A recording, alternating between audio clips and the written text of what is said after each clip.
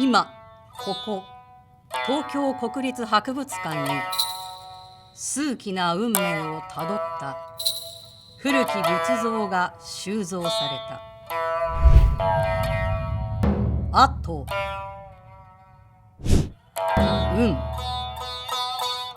平安時代に作られた仁王像である。それをざっくり知る。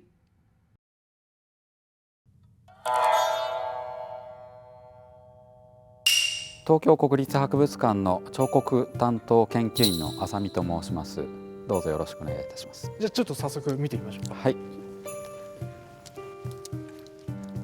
いや、やっぱりすごい迫力がありますね。これ大きさどれぐらいなんですか？およそ3メートルですね。3メートル。東京国立博物館の日本の彫刻で最大ということになります。銘文などはないので確実なことは分かりませんけれども、お像の作風から平安時代に待つ12世紀の終わり頃というふうに考えられます。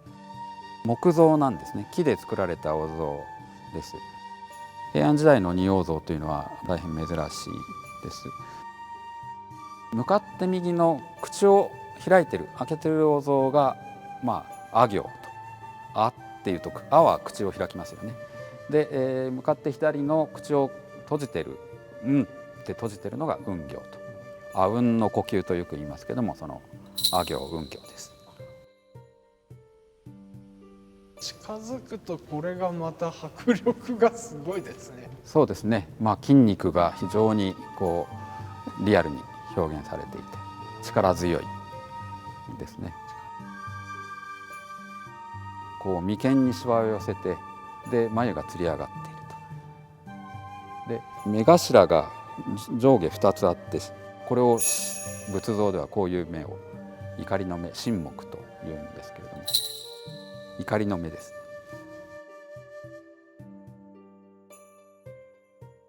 ですから激しい怒りという表現ですね。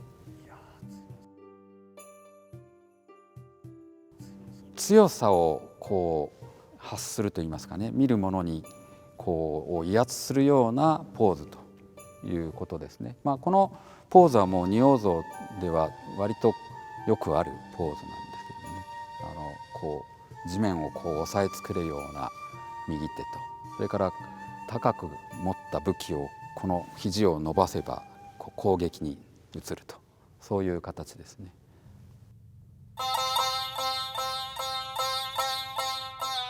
そもそも仁王とは何なのか。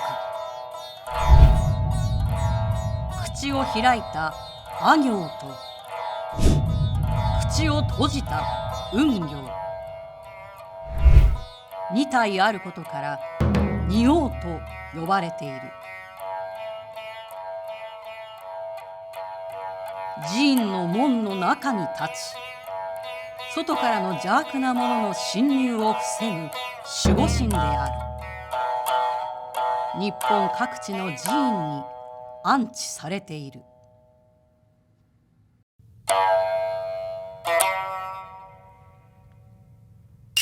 実は背面から見るとまた面白いです。後ろが背面っていうのは門に置かれたら絶対見えないところなんですね。正面の印象とはだいぶ違って、筋肉がない、割とぽっちゃりした感じ、少し鍛え方が足りないという肉のたるみなども表されている。それを表現しているように見えるんですけど。そうですね。平安時代後期、この像が作られた時代っていうのは、そろそろ武士の時代になっていくんですけども、まだまだ貴族が力をまだ持ってた時代です。で貴族っていうのは激しいものよりは穏やかなものが好き、仏像なんかにも穏やかなものを求めたですね。平安から鎌倉、貴族の世の中から武士主役の世の中の間に作られたっていうことが、ここに表れているのではないかと思います。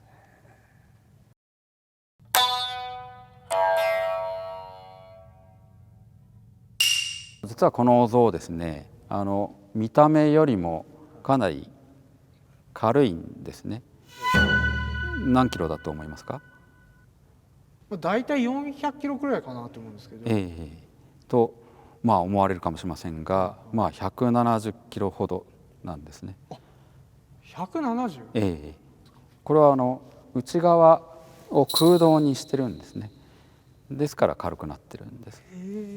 ちょっと叩いてみますね。仏様を叩くのはあんまり良くないですけれども、軽く。軽い音というか、なんか反響してる音に聞こえますね。そうですね。肉薄なんですね。もなかの皮みたいな中かなり空洞の部分が大きいということですね。この腕も空洞にしてます。普通の像でしたらこれ1本でもうそのまんまですけども、これも1回割って中を空洞にしていますから、ですから全体的に軽くしてるんですね。でここを空洞にして軽くすると、ここでですねこうつないでいるので、これが重いとやっぱりだんだん時間が経つとつないだところが離れてきちゃうんですけども、軽いのであんまり開かないで済むっていうことはあるでしょうね。あとお像を門の中に設置する時にも軽い方がやりやすいっていうことはあるでしょうね。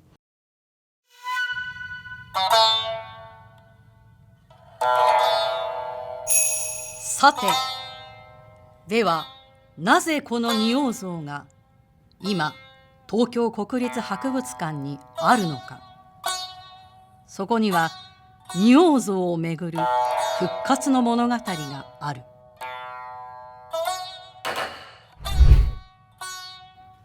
平安時代末期に作られたこの仁王像は、滋賀のある寺の門を長く守ってきた。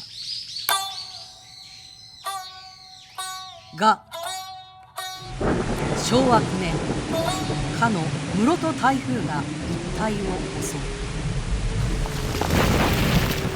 そして仁王像はその門もろとも崩れてしまった。人々は仁王像の復活を願い、破片を拾い集め保管したが、ついぞ再興は果たされなかった。それからおよそ90年、現代の仏師たちが再び像を組み立て修復。縁あって東京国立博物館の記念の年に所蔵に帰した。